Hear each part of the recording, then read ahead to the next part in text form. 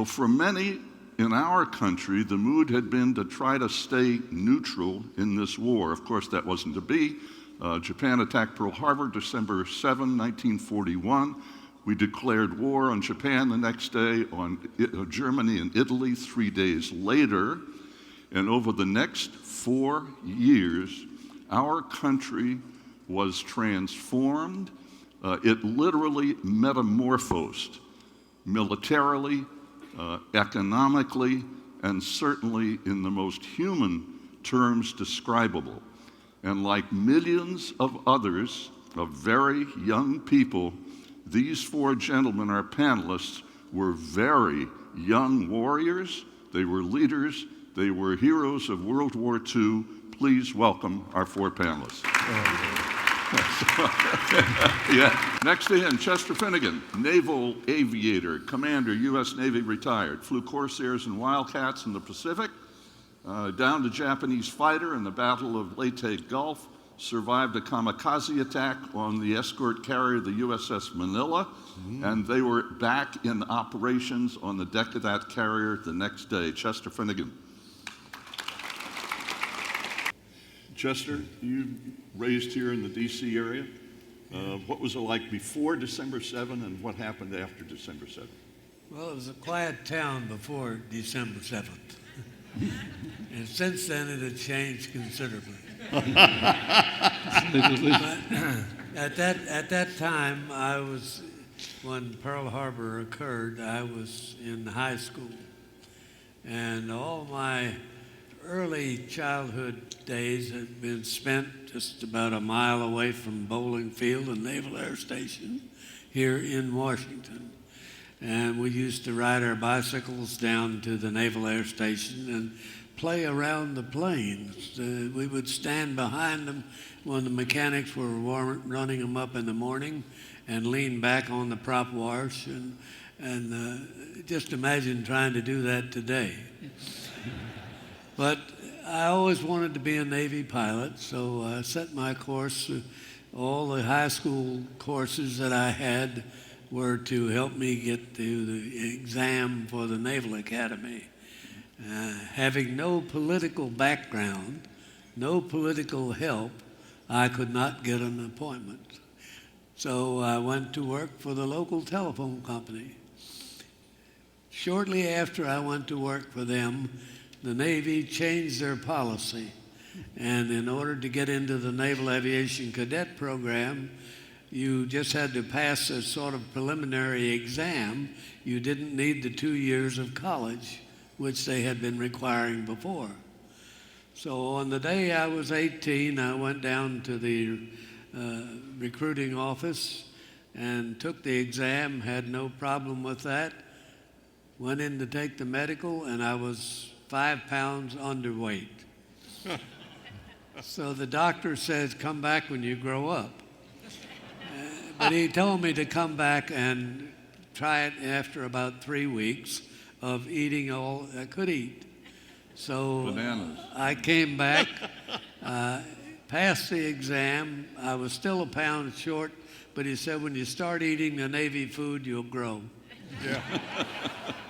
So with that, I guess things began Navy style, and I'm just so glad that the Navy changed that program when they did.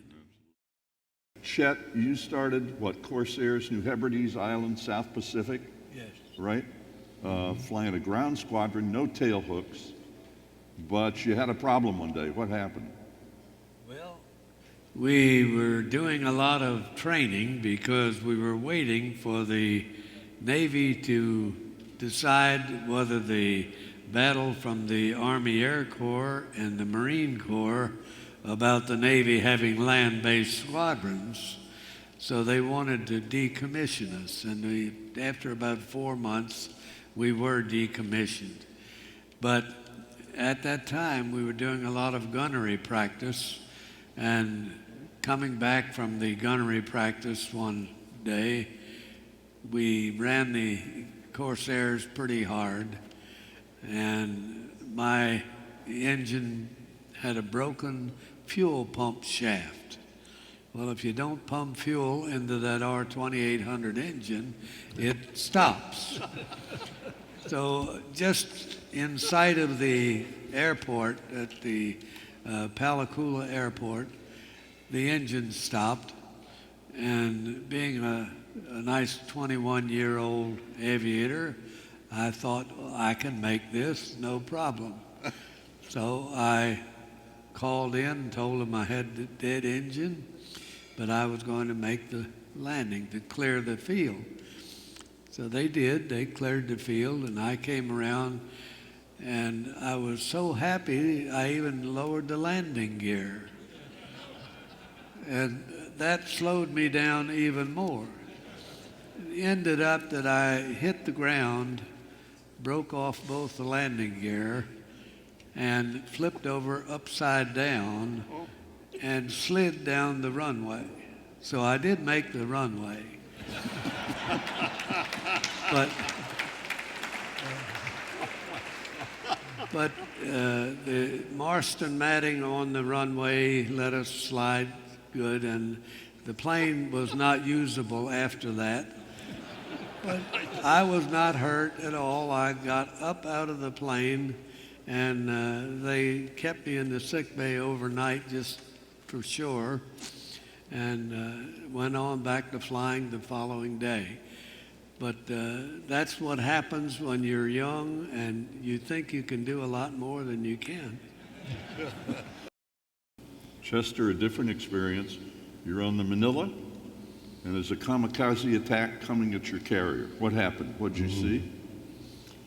Well, I was standing on the side of the ship and watching the plane come in with another pilot of the squadron. We were kidding back and forth. Well, they're going to hit him pretty soon. Everything on all the ships in the group were firing at this one plane. And I was slapping this other pilot on the back saying, they're going to get him, they're going to get him. And pretty soon he was close enough that they weren't going to get him. So Parmalee was the pilot's name, and I ducked into the passageway which went directly under the flight deck, because we thought he was going to hit the side of the ship where we were. We got in the passageway, and all of a sudden, the plane hit. And all the lights went out. Everything seemed to tumble. And I tried to get up, and I thought the whole flight deck had come down on that passageway. When I got a little bit more attention to myself, I found out that it was a line of lockers that were along the wall that just fell over. So we got through that fine, went up and noticed the hole in the flight deck was about, 20, 25 feet wide, right in the center of the flight deck, right by the island. And the plane had gone down into the hangar deck, cut through all the communication cables. So the skipper up in the bridge had no way to talk to the people in the aft stations. So they had to send messengers back and forth because all the communication cables were broken. But the next morning, or during that night, the ships that were in the group would bring over materials, timbers, sheets of metal, girders, whatever they had. And the next morning, we took off from that deck. And we had an 18-inch hump in the deck itself where they had repaired that hole. But we went back and stayed there until the beach was secure. Then we were relieved to come back to Pearl Harbor to be repaired. But it was too much damage for Pearl Harbor, so we had to come all the way back to San Diego. Ladies and gentlemen, Carnegie Tomassian, Chester Finagin, Charles McGee, and Bud Anderson.